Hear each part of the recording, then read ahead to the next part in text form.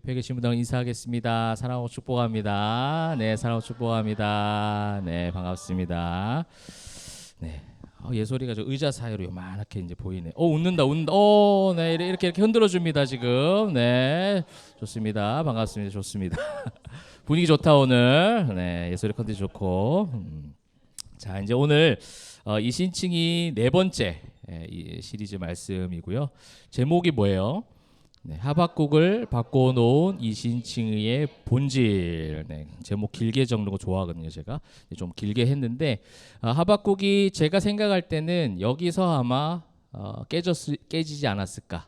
그죠? 여기서 자신의 신앙의 모든 것들이 지금까지 생각했던 하나님에 대한 생각들이 여기서 다 바뀌지 않았을까라고 생각을 해봅니다. 굉장히 강력한 전체 성경의 주제이기도 할 수 있고 또 하박국 말씀의 가장 중요한 오늘 2장 4절 부분이죠. 그죠? 의인의 믿음으로 말미암아 살리라. 이 말씀을 이제 가르쳐 주시죠. 그러면서 우리가 생각한 이신칭의 여러분 이제 뭐 개념에 대해서 어떤 그 의미에 대해서는 이제는 많이들 다 알고 계세요. 이신칭의에 대해서. 그죠? 믿음으로 말미암아 의롭다 칭함을 받은 거예요. 그래서 거기에 대한 이제 어떤 부가적인 설명도 할 수가 있겠죠. 우리는 이제 죄인이지만 하나님이 의인이라 칭해 주시는 전적인 은혜로 구원받았고 그런 하나님의 자녀다. 뭐 이런 어떤 개념으로 우리가 알 수 있는데 그래서 이제 믿음으로 말미암아 사는 것인데 그 믿음에 대한 어떤 개념이 믿음에 대한 궁극적인 우리가 바라보는 포인트가 굉장히 이제 종교적이냐 신앙이냐 이거를 구분을 잘해야 됩니다. 믿음에 대한 부분들이 쉽게 말하면 그거예요. 어떤 나의 신념과 연결된 믿음인지 아니면 하나님을 믿는 그 믿음인지. 당연히 우리는 하나님을 믿죠라고 얘기하지만 우리의 일상에서 삶을 살아가다 보면 어때요? 그 어떤 믿음이라고는 포장을 하지만 결국 내가 원하는 것. 그것이 이제 하박국이 지금 계속 해왔던 질문들이잖아요. 이제 하박국 첫 번째 질문도 또 탄식에 가까운 질문이죠. 두 번째도 마찬가지입니다. 이렇게 되어야 되는 거 아닙니까? 이렇게 해결돼야 되는 거 아니에요? 이렇게 악인이 멸망해야 되는 거 아니에요? 이런 악인들 어떻게 그냥 가만히 보고 두십니까? 그러면서 이제 지난주 우리가 봤었던 그럼에도 하박국에게 있었던 은혜는 그가 파수하는 곳에 서서 성루에 서가지고 가만히 보고 그죠? 기다릴 수 있는 하나님 그런 은혜를 주셨단 말이죠. 그럼에도 불구하고 하박국은요 계속해서 어떤 그 믿음과 자기 신념, 자기가 생각하는 내가 디자인한 하나님이죠. 하나님은 악인을 싫어하셔, 하나님은 정결하셔, 하나님은 악인들을 그냥 두실 리가 없기 때문에 반드시 내 이 기도에 응하셔야 합니다라는 거죠. 이제 그러한 가정 가운데 이제 오늘 하나님께서 딱 해주신 말씀이 뭐예요? 이신칭의예요. 이 말씀이 어떻게 우리가 믿음으로 또 고백할 수 있는지를 한번 살펴보면 좋을 것 같습니다. 그러면 우리가 지난주에 막 머리 쥐내린 히브리어들 막 했잖아요. 복습 한번 해볼까요? 네, 아니요, 아니요 나오니까 할 말이 없는데, 네, 우리 파수하는 곳에 이제 선다고 했잖아요, 그죠? 서며 뭐예요, 서며? 아마드 이제 앞에 나오죠. 네, 아마드라는 겁니다. 네, 뒤에 하신 분은 뭐예요? 네, 네. 아마드죠. 그냥 서 있는 거죠. 그 다음에 이제 섰는데 성경에서 구분을 합니다. 그냥 서 있는데 가만히 서 있는 것이 아니라 눈에 뭐예요? 힘을 딱 주고 뭔가 이제 그죠? 전투를 준비한 잘하시네. 그다음 뭐예요? 야차브예요. 야차브. 그죠? 그러면서 이제 또 뭡니까? 기다리라고 했잖아요. 근데 뭐예요? 차파. 야차브 차파 야차브 차파 그죠? 우리 사실 신앙생활의 본질은 그거예요. 하나님께서 아마도 우리를 세워주셨습니다. 그 은혜예요. 그죠? 파수하는 곳에 세워주신 것까지 은혜라면 믿음은 그겁니다. 서 있는 그대로 가만히 있는 것이 아니라 뭔가 이제 내 힘을 발휘해야 돼요. 하나님이 주시는 힘을 가지고 발휘를 해야죠. 그래서 뭐예요? 흘려보내야죠. 하나님이 사랑을 주셨다면 하나님 날 너무 사랑하셔서 감사해요, 기뻐요 하고 그 고인물이 되게 하는 게 아니라 흘려보내는 게 복음이죠. 그게 신앙이란 말이죠. 그래서 서 있다면 가만히 서 있는 것이 아니라 아차부 딱 집중해서 그 다음에 기다리는데 어떻게 차파 망보듯이 킵워치 뭔가 주의 깊게 보는 것이죠. 그 다음에 이제 바라보리라. 결국 그렇게 있다가 보면 뭘 보게 되는 거예요? 하나님의 은혜를 보게 되는. 그게 히브리어적으로 무슨 표현입니까? 라입니다. 잘하고 있어요, 그죠? 라죠, 라. 그래서 결국 뭘 하는 거예요? 오늘 찬양으로 고백했던 것처럼 결국 보리라. 주의 살아계심을 결국 보리라. 그죠? 그런데 이제 아까도 말씀드렸듯이 주의 살아계심, 주의 역사하심, 주님의 승리하심 이것을 바라보리라고 했지만 우리가 보고 싶은 게 있단 말이에요. 항상. 이거에 대한 어떤 우리 이 갭을 줄여가는 게 제가 늘 말씀드렸듯이 그게 신앙이라는 겁니다. 그래서 저는 오늘 말씀을요 어떤 주제적인 그 오늘 2, 3, 4 순서로 보는 것이 아니라 4절 중심된 4절을 먼저 보고요. 4절이 이신칭에 대한 본질적 메시지고 그 어떤 의미가 담겨져 있기 때문에 왜 하나님께서 이 하박국 지금 그냥 하박국은 거창한 것이 아니라 지금 당연한 이야기를 했다고 생각했을 거예요. 요시야 왕을 통해서 개혁이 일어났고 그래서 뭔가 이제 신앙적으로 회복되는 이 나라에 갑자기 요시야 왕이 죽고 난 이후부터 정세가 막 갑자기 이제 막 이상한 정세로 급물살 타면서 외세가 침략을 하고 그런 위기 속에 국내외적인 어떤 불안한 정세 가운데 있는 것에 대한 답답함. 그래서 하나님 이거를 해결해 주세요. 믿음으로 기도할 수 있는 부분이에요. 그럼 그걸 해결해 주시기만 하면 되는데 하나님 오히려 계속 심판을 진행하시겠다고 하고 하박국에게 너무 중요한 메시지 오늘 4절을 주시더라는 거죠. 이것이 오늘날 이 세상을 살아가는 그러면 주님이 다시 오시는 그날까지 거룩한 신부로서 단장된 신부로서 살아갈 신앙인들의 또 삶의 중요한 어떤 메시지와 교훈이 될 것 같은데요. 오늘 한번 4절부터 먼저 한번 보도록 하겠습니다. 자, 보라 그의 마음은 교만하며 그 속에서 정직하지 못하나 이렇게 얘기하고 있습니다. 자, 이 그가 누구예요? 그가 누군 것 같아요? 그가 어렵죠? 잘 몰라요, 사실은. 그거 확실하게 추정하기는 어려운데 신학자들이 생각하기에는 그는 외세인 바벨론일 수도 있겠죠. 뭐 그것도 해당될 것 같아요. 교만하고 정직하지 못하고 그 전 문맥에서 계속 바벨론이 어떠했는가에 대한 부분들을 얘기했기 때문에 거기에 대한 그가 될 수도 있고 또한 또 한편으로는 뭐예요? 요시야 왕 이후부터는 어떻게 해요? 남유다 그 내부적인 문제도 있잖아요. 왕들의 문제, 그다음에 계속 옆에서 거짓된 보고를 하는 신하들, 그런 고위 관료들, 종교 지도자들 이런 부분도 있을 거라는 거예요. 거짓된 이야기를 하는 교만하고 정직하지 못한 그런 사람들을 보면 모든 면에서 당시 사회적으로 뛰어났던 사람들일 텐데, 그죠?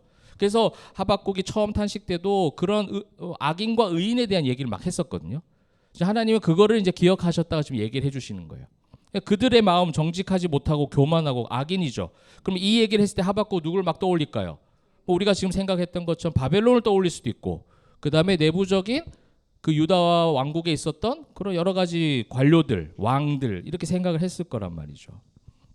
그러면서 어떤 말씀을 주시냐면 의인은 결국 그의 믿음으로 말미암아 산다라는 거예요. 여러분 여기서 우리가 성경을 대할 때 중요한 어떤 원칙이 있습니다. 우리는 이렇게 생각하잖아요. 교만하고 그들은 교만하고 정직하지 못하고 막 이러면 우리는 막 뭘 떠올려요? 그래 그놈, 그래 그 녀석, 그래 그 직장의 그 사람, 그 상사, 그죠? 그 동료, 그 친구 막 이런 걸 떠올리거든요. 근데 성경은요 물론 하나님이 그것을 지칭하기도 하지만 지금 하박국에게 가르쳐 주시는 그 믿음으로 말미암아 산다라는 개념을 가르쳐 주시는 이 뉘앙스 가운데는 뭘 발견하라는 걸까요? 하박국 자신을 발견하라는 거예요. 지금 유다 왕들 바벨론 교만하고 정직 그건 뭐 표면적으로 당연한 말 같아요. 근데 하박국은 어땠어요? 하박국도 똑같이 지금 교만한 거예요. 왜요? 자기의 뜻이 하나님의 뜻이 되기를. 하나님은 그거를 가장 교만하게 봐요. 그걸 가장 정직하지 못하게 본다는 거예요. 자신이 중심이 되어 있어요. 물론 점차 조금씩 하나님과 대화를 통해서 나중에 이제 바뀌죠. 욥도 마찬가지잖아요. 고난 가운데 있었던 욥을 하나님 찾아오셔서 가르쳐 주신 게 뭐냐면 내가 너를 회복시켜 줄게. 너의 재산을 회복시켜 줄게. 가족을 회복시켜 줄게가 아니라 전능자이신 하나님이 누군지를 가르쳐 줘요. 근데 전능자이신 하나님이 누구신가에 대한 개념보다는 내가 이만큼 잘 살아왔는데 왜 이런 일이 이거거든요. 우리 고난을 경험하면 다 같이 그런 생각합니다. 근데 중요한 건 뭐냐면 그 속에서 나의 교만과 나의 정직하지 못한 것과 내가 내 의의를 더 내세우려고 하는 그런 교만함들을 한번 생각해보게 하는 것이죠. 자신이 중심이 되어 있는 거예요. 성경에서 바라보는 의인과 악인의 중요한 개념을 지금 가르쳐 주시는 거예요. 하박국은 나는 의인, 저 녀석들은 악인 이런 구분이 있었단 말이에요. 우리 1장에서 초반에 봤었던 거죠. 그 탄식 가운데 그 얘기가 있었잖아요. 저 악인들의 횡포, 폐역과 강포를 그냥 두십니까? 계속 하는 거예요. 근데 그거는 하나님의 통치 영역이에요. 그건 하나님이 하시는 일이에요. 그렇다면 그럼 너는 지금 교만하지 않아? 그럼 너는 지금 겸손한 거야? 너는 그럼 지금 정직하게 지금 나에게 두 번이나 탄식을 하고 있는 그 모습 가운데 진짜 나를 신뢰하고 믿음으로 그렇게 생각하고 나에게 와서 고백하는 게 맞아? 라고 지금 그 이야기를 간접적으로 얘기해 주시는 거예요. 여러분, 세상에서 악하게 사는 죄인도 그죠? 하나님이 의인이라 칭해 주는 은혜만 있으면 모든 것이 용서돼요. 그죠? 이게 이신칭이에요. 우리 어떠함과 상관없이 하나님께서 의인이라 칭해 주면 의인이 됩니다. 그런데 중요한 건 오늘 말씀 가운데 정말 중요하게 보고 싶은 단어가 있어요. 여러분, 4절에서 뭐가 중요할까요? 우리는 이제 의인은 그의 믿음으로 말미암아 살리라. 말미암아도 좋아요. 뭐가 중요할까요? 살리라요, 살리라. 네. 알고 있었잖아요, 그죠? 네네. 믿음 다 중요해요. 다 중요한데 오늘 조금 더 중요하게 포인트를 짚고 넘어가고자 하는 것이 뭐냐면 살리라예요. 살리라. 의인이 되었다면 의인은 그 믿음으로 뭐 하는 거예요? 살아낼 줄 알아야 돼요. 이것이 우리 포에마 교회가 계속해서 추구하는 거잖아요. 그죠? 여러분들이 신앙인이 되었다면 신앙인의 증거가 뭐예요? 하나님이 나를 구원하셨다는 구원에 대한 확신이 있고 그 사랑이 내 속에 들어왔다는 그 사랑의 회복이 있다면 그 사랑의 회복이 여러분 일상에서 드러나야 되는 거예요. 흘러가야죠. 교회 안에서는 다 착해요. 우리 지금 개척한 지 4년 됐는데 교회 안에서 못됐게 한 사람 거의 없었어요. 주일만 되면 다 천사의 얼굴들이. 그죠? 다 웃고 이렇게 그죠? 돌아가면 바뀌잖아 막 이런 식으로. 건들지 마 이런 게 더워 죽겠는데 붙지 마 막 이런 거죠. 제가 하는 거예요, 그게. 의인은 믿음은 의인이 되는 것, 믿음이라는 것도 내 공로가 하나도 없습니다. 하나님이 의인 되게 하신 거예요. 믿음도 하나님이 주신 전적인 선물이지 내가 어떻게 해서 한 게 아니에요. 그러면 나는 그냥 로봇이냐? 그게 아니라 오늘 성경에서 뭐라고 합니까? 믿음으로 말미암아 살리라. 살아내야지. 너는 그러면 지금 그렇게 살아낸 거야? 너가 그렇게 믿음으로 말미암아 살았는데 어떻게 첫 번째, 두 번째 탄식을 나한테 할 수가 있어? 물론 하나님은 그 탄식을 하지 말라는 것이 아니라 그 탄식과 그 슬픔을 소망으로, 그죠?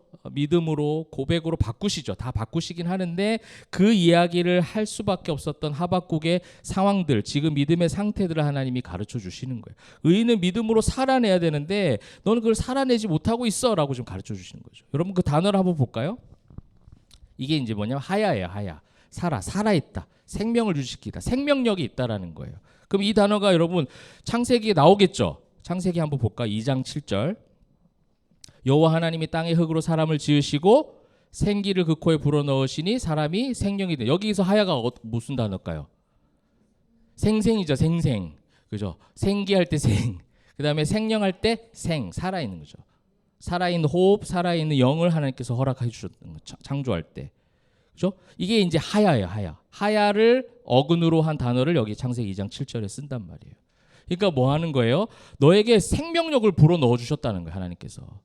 하나님의 호흡, 하나님의 생기를 나에게 불어 넣어 주셨다는 창조적 형상의 회복을 지금 얘기해 주는데 지금 한낱 내 눈앞에 있는 우리나라의 어려움, 내 어떤 삶의 형편 여기에 지금 너무 많이 거기에 갇혀서 하나님의 크심보다는 그 세상의 어떤 두려움에 휩싸여 있느냐라는 것이죠.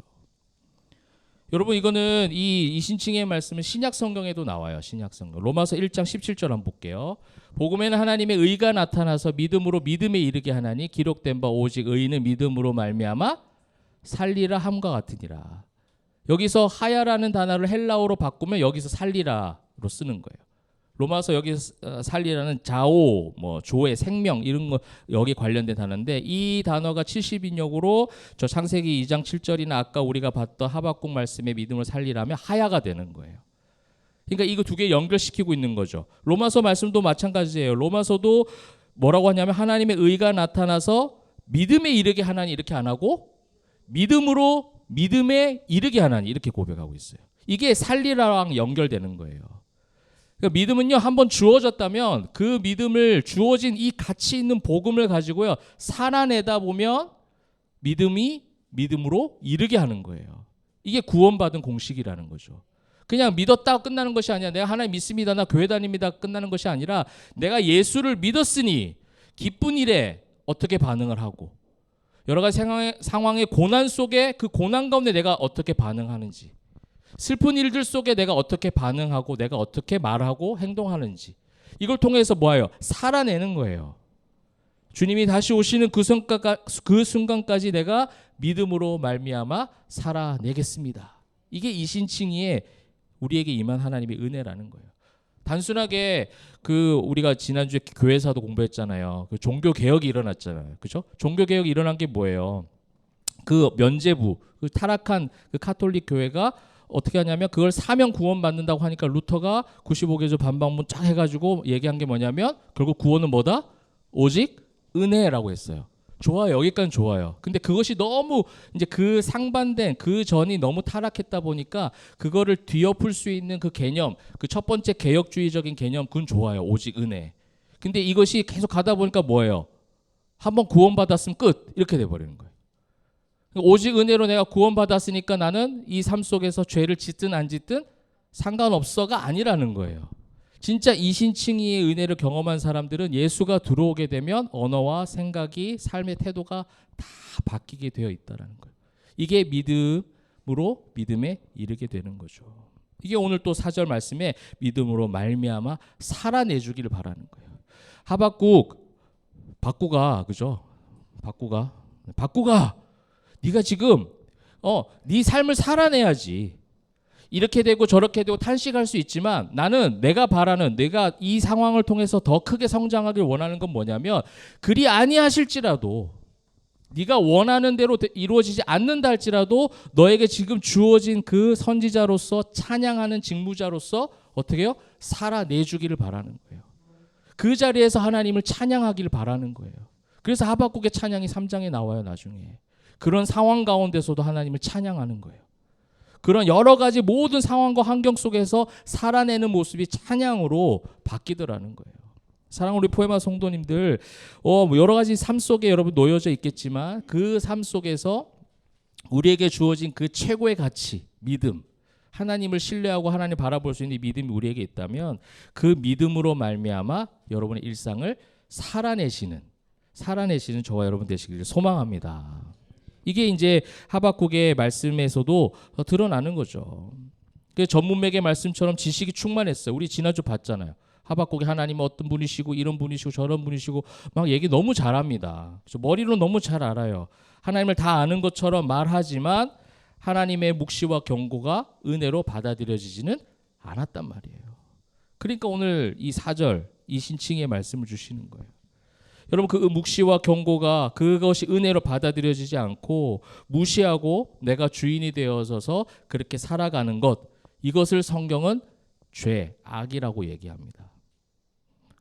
어떤 도덕 윤리적인 그런 어떤 선한 행동, 악한 행동도 우리가 구분할 수 있겠죠. 그렇게 해서 할 수 있겠지만 뭐 살인하지 말라, 도덕질하지 말라, 간음하지 말라 이런 거를 안 지키는 거, 이것도 악이지만 이거를 안 지키는 것이 선이다. 이런 선악의 세상적 구분도 맞아요. 틀린 건 아니에요. 그런데 성경에서 말하는 죄는, 성경에서 말하는 악은 하나님의 묵시와 경고가 은혜로 받아들여지지 않는 게 죄악이라는 거예요. 그렇다면 저와 여러분이 그럴 때가 있잖아요. 묵시와 경고가 은혜로 받아들여지지 않을 때가 있잖아요. 그럼 이제 이렇게 설교가 끝내버려 여러분들 또 어떻게 생각할까요? 나는 죄인이구나. 나는 구원 못 받는 사람이구나. 막 이렇게 또 영적인 어떤 자책에 빠질 수도 있는데 그건 아니에요. 그죠? 하박국을 그렇게 만들어 가시잖아요. 그것이 죄이기 때문에 그 죄를 계속 깨닫게 해주시는 거예요. 여러분 죄가 발견되는 거 여러분 무서워하지 마십시오. 두려워하지 마세요. 죄가 발견되는 것이 더 감사한 거예요. 우리 몸에 있는 병이 발견되는 게 은혜죠. 병이 아파서 아픈데 이게 건강한 거예요. 아프니까 어떻게 고칠 수가 있죠. 근데 감각이 없어요. 안 아파요. 이게 문제인 거예요. 여러분 우리가 이 하박국 말씀을 통해서 그걸 계속 발견하는 거죠. 아픈 거예요. 내 죄성이 자꾸 드러나는 거예요. 우리 성도님들 중에서는 그런 얘기 하시는 분들이 간혹 있어요. 우리 청년들도 그렇고 답답한 거예요. 내가 예수 믿었고 지금 이렇게 신앙생활하고 있고 많이 배웠다고 생각하고 하나님 사랑 많이 느꼈다고 생각하는데 딱 교회 바깥으로 나가서 일상에 나아가다 보니까 어떻게 합니까? 계속 죄를 지어요. 교회 와서도 그럴 때도 있고. 그러니까 내가 답답한 거예요. 내가 왜 내 속에 계속해서 이런 사랑과 용서가 없고 내 속에 계속 이런 미움과 다툼과 시기가 생겨날까 봐 답답해하죠. 그게 성장하는 거예요. 그러니까 너는 죄인이야. 너는 지옥 가야 돼. 이게 아니라는 거예요. 그렇죠? 그것이 죄인 거를 답답한 것을 계속 느끼게 감각적으로 성령께서 건드시는 거죠. 이것이 여러분 은혜임을 이것이 묵시와 경고죠. 이것이 하나님께서 우리에게 허락하신 묵시와 경고고 이것이 은혜로 믿어지시는 저와 여러분 되시기를 소망합니다. 그래서 의인은요 이 불합리하고 어둡고 답답한 이 현실 속에서도 뭐 하는 거예요? 하나님의 통치를 인정하는 게 의인이라는 거예요. 그죠? 그러니까 악한 행동을 한 사람, 착한 행동을 한 사람 이것만 구분하는 것이 아니라 성경에서는 그 하나님의 통치를 인정하고 하나님의 역사를 바라보는 거. 그래서 전적인 신뢰로 그 성루에서 주어진 파수하는 거 성루에서 뭐 하는 거예요? 살아내는 거. 받아들이고 살아내는 거. 이것이 온전한 믿음이라는 거. 내 머리로 이성으로 이해가 다 안 된다 할지라도 여러분 한번 생각해 보십시오. 하박국이 왜 이렇게까지 탄식을 했을까 생각해 보면 그 시대가 요시야 왕 말미부터 요시야 왕 넘어가는 그 시대란 말이에요. 하박국 뭘 봤죠? 첫 번째는 이 나라가 바뀌는 것을 경험해 봤어요. 부흥했던 걸 경험해 봤단 말이에요. 타락했던 나라가 한 왕을 통해서 성전에서 말씀이 율법이 발견이 되어지고 그러면서 우상이 타파가 되어지고 말씀을 보기 시작하고 말씀이 회복되기 시작했어요. 예배가 회복되기 시작했습니다. 그래서 부흥을 경험했어요. 그래서 이제는 정말 하나님의 나라가 하나님의 왕국이 도래했구나. 정말 이 땅 가운데 걱정이라고는 없겠구나. 그렇게 생각했었는데 요시아가 어떻게 했습니까? 죽었어요. 전사했단 말이에요. 여러분 이 과정을 통해서 하나님은 하박국이 한 번 더 생각하게 만드는 거예요. 요시아는 믿음의 사람 맞아요. 그래서 가장 선했던 왕이라고 하나님이 칭찬도 해주셨습니다. 좋은 왕이면 틀림이 없습니다. 근데 요시아 왕의 마지막 죽음, 마지막 말로를 보면 거기서 뭔가를 한번 고민하고 생각하게 되어져요. 여러분 한번 역대하 말씀 한번 볼게요. 역대하 35장 20절. 자, 이 모든 일로 곧 요시아가 성전을 정돈하기를 마친 후 애굽 왕 느고가 유브라데 강가에 갈그미스를 치러 올라왔으므로 요시아가 나가서 방비할 때 누가 쳐들어왔어요? 애굽 왕이 쳐들어왔습니다. 자, 애굽 왕이 쳐들어왔는데 21절이 중요합니다. 21절 뭐라고 했냐면 느고가 요시아에게 사실 보내 이르되 유다 왕이여 내가 그대와 무슨 관계가 있느냐. 이 지금 애굽 왕이 올라와서 누구랑 전투하려고 했냐면 아수르를 멸망시킨 바벨론하고 전투를 앞두고 있었어요. 그러니까 유다를 침범하러 온 게 아니었습니다. 근데 지금 누가 지금 나서고 있는 거예요? 중간에 요시아가 나서고 있는 거예요. 자, 그대와 무슨 관계가 있냐? 내가 오늘 그대를 치려는 것이 아니라 나와 더불어 싸우는 족속을 치려는 것이다. 그러면서 뭐라고 하냐면 이방인의 입술 속에서 하나님이 나에게 명령하사 속히 하라 하셨은즉 하나님이 나와 함께 계시니 그대는 하나님을 거스리지 말라 그대를 멸하실까 하노라. 물론 이방인들의 입술 가운데 거짓된 이런 고백도 나올 때도 많이 있었어요. 근데 이게 진짜 참말일까 거짓일까 우리가 이제 그런 거는 성경의 여러 가지 전후 문맥을 좀 따져보면은 알 수가 있는데 어찌됐든 이게 진짜일까라는 것을 한번 가짜까 진짜까 한번 생각해 본다면 먼저 한번 생각하고 계신다면 22절 한번 보십시오. 요시아가 몸을 돌이켜 떠나기를 싫어하고 오히려 뭐 하고요? 변장하고 그와 싸우고자 하여 하나님의 입에서 나온 느고의 말을 듣지 아니하고 무기 또 골짜기를 싸울 때 뭐 했다는 거예요? 죽었다는 거예요. 그럼 이것이 진짜 하나님의 뜻이었는가 아니었는가? 하박국이 생각할 때 요시아 왕은 믿음으로 말미암아 사는 왕이라고 생각했을 거예요. 근데 마지막에 믿음으로 말미암아 살아왔습니다. 그리고 그에게 또 의인이라 칭해 주실 수 있어요. 이거는 뭐 하나의 또 인간적 실수일 수 있으니까. 그런데 하박국으로 하여금 오늘 이 말씀이 아마 이 모든 생각들을 하게 만들었을 거라는 거예요. 여러분 먼저 그러면 그 전 문맥을 한번 볼까요? 하나님이 그러면 어떻게 말씀하셨을까? 요시아의 마지막을 얘기를 해주셨어요 이미. 자, 역대하 34장 27절. 내가 이것과 그 주민을 가리켜 말한 것을 얘가 듣고 마음이 연약하여 하나님 앞 곧 내 앞에서 겸손하여 옷을 찢고 통곡하였으므로 나도 내 말을 들었노라 여호와가 말하였노라. 이것이 요시아가 잘한 행동이죠. 그러면서 뭐라고 하셨냐면 28절. 그러므로 내가 네게 너의 조상들에게 돌아가서 평안히 묘실로 들어가게 하리. 이게 하나님 뜻이었어요. 그럼 이게 지금 누가 알고 있는 거예요? 요시야가 알고 있잖아요. 그럼에도 불구하고 어떻게 한 거예요? 지금 신흥 강국이었던 바벨론이 누굴 무찔렀다고요? 아수르를 무찔렀다고요. 근데 아수르는 어느 나라를 멸망시켰죠?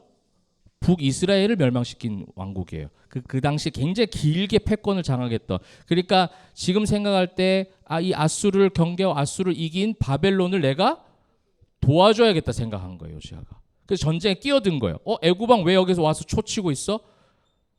그 애굽을 내가 막아야지 하고 그 순간에 전쟁에 뛰어든 거예요. 그러니까 하나님이 급히 어떻게 하는 거예요? 누구를 통해서라도 이 전쟁에 끼어들지 말라라고 말씀까지 해주셨는데도 불구하고 뭐 하는 거예요? 그 말이 중요하죠. 변장까지 합니다. 그죠? 자기를 포장하기 시작합니다. 자기 변장에서까지 그 전쟁에 나갔더니 결국 뭐 하는 거예요? 전사해버린 거예요.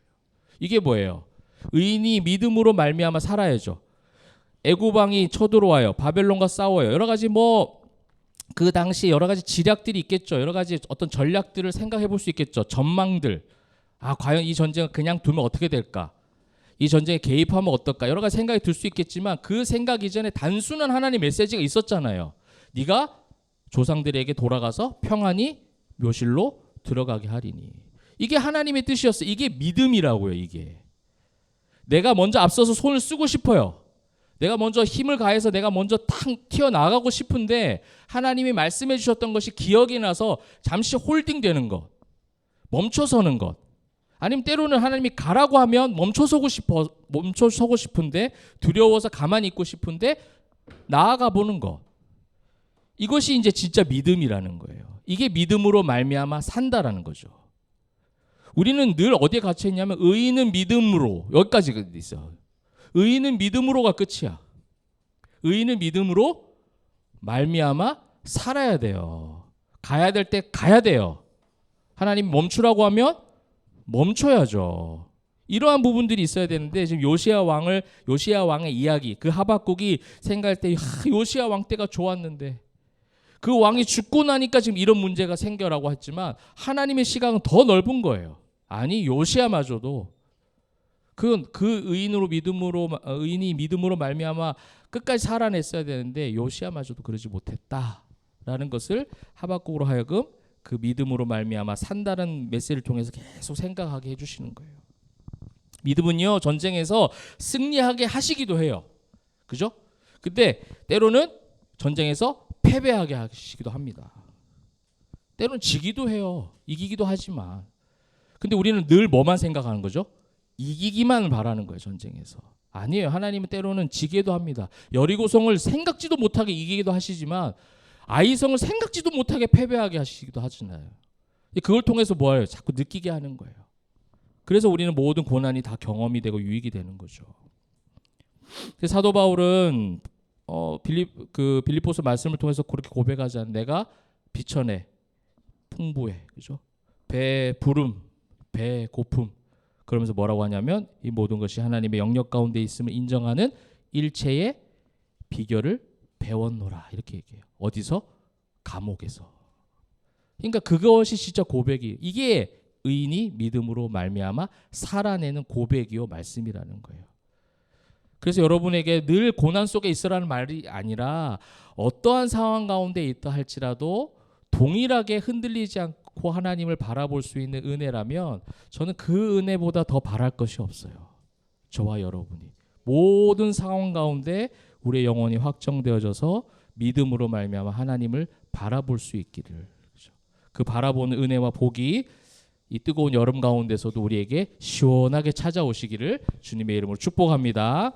그러므로 이제 2절 3절이 그거를 뒷받침하는 말씀이 될 수 있어요. 이신칭의가 내 것이 되기 위해서 믿음은요 뭐 하냐면 빌드업 시키는 거예요. 믿음은 빌드업이에요. 믿음은 한순간에 딱 주어지고 끝나는 것이 아니라 그게 성경적 표현으로 뭐라고 했냐면 믿음의 장성한 분량이에요. 그렇죠? 믿음은 성장하는 거죠. 2절 볼까요? 여호와께서 내게 대답하여 이르시되 너는 이 묵시를 뭐예요? 기록하고 판에 명백히 새기고 그 다음에 달려가면서도 읽을 수 있게 하라는 거예요. 그죠? 그러니까 이 묵시를 기록하고 그 다음에 기록만 하는 것이 아니라 또 어떻게 해요? 판에 명백히 새기라는 거예요. 왜 명백히 새겨요? 뛰면서도 막 이러면서 다 보이게 막 이렇게 움직여도 내 고개가 막 흔들려도 다 보이게 명백히 새기라는 거예요. 여러분 일상이 흔들릴 만큼 분주하고 힘들어도 말씀이 명백히 새겨져 있는 은혜가 있길 바랍니다. 이게 믿음의 빌드업이에요. 이게 우리가 이신칭이 믿음을 가진 사람들이 어떻게 믿음을 갖고 가는지 여기서 나오는 거예요. 하나님 말씀이 내 속에 깊이 새겨져 있는 거예요. 근데 깊이 그냥 기록하는 것으로 끝나는 것이 아니라 그냥 1독, 2독, 10독 한 것으로 끝난 것이 아니라 이 말씀이 내 가슴 속에 머릿속에 뭐예요? 명백히 새겨져 있는 거예요. 그래서 내가 직장 생활할 때도 어떤 순간 가운데 어떤 상황 가운데 놓여질 때 그 말씀이 불쑥불쑥 내 속에서 나오는 거죠. 내가 막 일어나려고 할 때 하나님이 앉아, 그죠? 이런 말씀들 가만히 잠잠히, 그죠? 그리고 너 무기력해서 막 힘 빠져 있을 때 일어나 가라 하실 때도 있잖아요. 그런 말씀들이 내 속에서 계속 움직이는 거죠. 하나님의 기쁜 뜻을요, 우리는 너무나도 어떤 그 단회적인 어떤 충격적인 신비한 현상을 통해 자꾸 알려고 해요. 통장 잔고가 0이 되니까 통장 잔고가 1억이 되는 막 이런 거. 0에서 1억이 되기를 막, 그죠? 집이 없는데 갑자기 집이 생기기를, 투자를 했는데 갑자기 뭔가 잭팟이 터지기를 막. 그리고 뭐 어떤 갑자기 수석 맞죠? 수석 졸업, 수석 입학, 좋은 학교 가고, 좋은 직장 가고. 그러니까 계속해서 우리는 그런 것에 집중을 하다 보니까 의인이 믿음으로 산다는 것은 결국 뭐예요? 내가 원하는 것을 계속해서 그걸 채워가는, 그것을 이루어가는 것으로 이신칭의를 재해석하더라는 거예요. 아니에요. 하나님의 깊은 뜻을요, 이런 신비한 현상으로 이례적으로 바로 알려고 하지 마세요. 믿음은요, 빌드업이에요. 점점점 내 안에 새겨진 말씀이 하나하나 쌓여야 돼요. 하나하나 쌓여서 모든 상황과 모든 형편 속에서 그 말씀들이 계속해서 내 속에 들어오고, 안 되기도 하죠. 그 말씀대로 잘 안 되기도 해서 넘어지기도 합니다. 그럴 때도 있겠지만 그때 또 말씀이 나를 또 위로하시고 또 이렇게 세워주시잖아요. 그것을 계속해서 우리가 바라보는 것이죠. 그러다 보면 뭐 하는 거예요? 3절 볼까요? 이 묵시는 뭐가 있나니? 정한 때가 있나니 그 종말이 속히 이르겠고 결코 거짓되지 아니하리라. 비록 더딜지라도 기다리라. 지체되지 않고 반드시 응하리라. 그 믿음으로 살아가면 이 반드시 응할 것이다. 종말이 이르고 심판이 있고 결국 악인들에 대한 심판이 있을 것인데, 그게 누구의 영역인 것을 이제 인정하게 되는 거예요. 하나님의 영역임을 이제 인정하게 되는 거예요.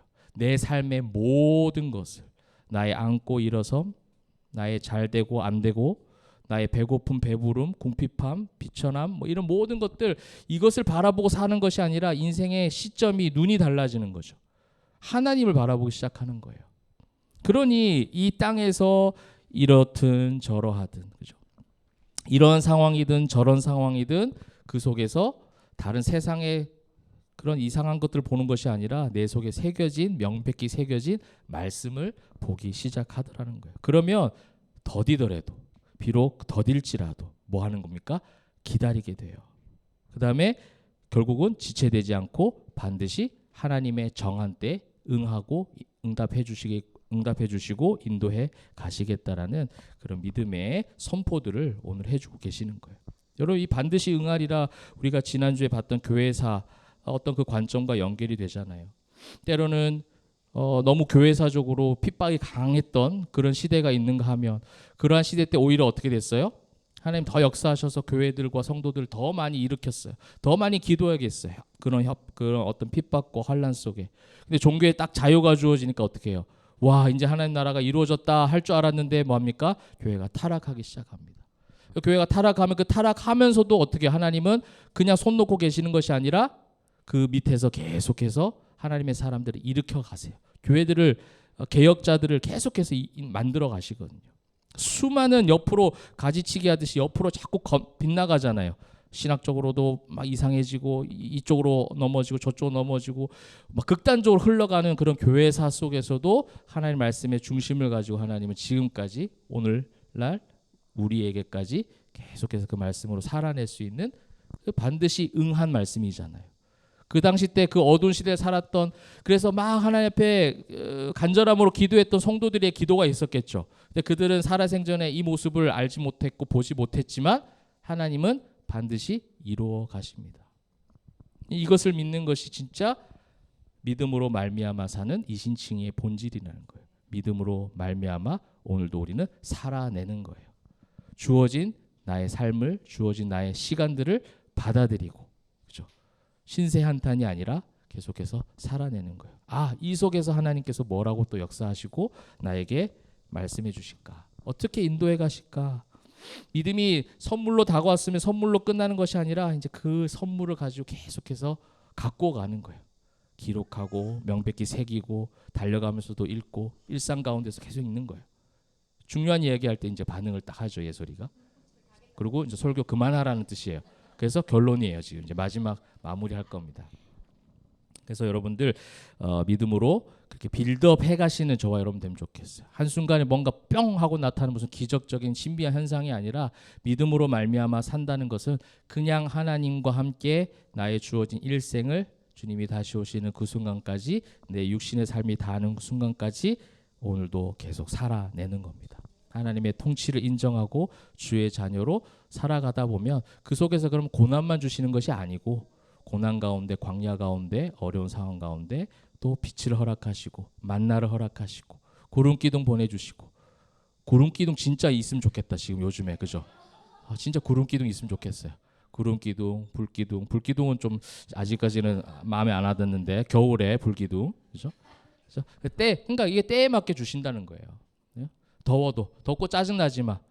덥고 짜증 나는데 피서지 같은 교회가 있잖아요. 또 우리가 함께 모여서 시원하게 또 함께 교제하고. 그러니까 그 순간마다 이루어지는 모든 상황 가운데 하나님께서 분명히 주시는 메시지와 교훈이 있어요. 그걸 우리는 자꾸 새기는 거예요. 명백히 자꾸 새겨 놓습니다. 그러면서 영적 승률을 계속 쌓아 올리시는 우리 포에마 성도님들, 또 이 자리에 모인 우리 모든 성도님들 되실 때에 이번 한 주간의 일상이 더 더울 거란 얘기도 하던데, 양산 화이팅, 양산 힘내십시오. 더 더울 거 생각하는데 그 속에서 또 하나님께서 주신 은혜들을 또 우리의 모든 일상 가운데 경험하시는 저와 여러분 되시기를 주님의 이름으로 축복합니다. 아멘.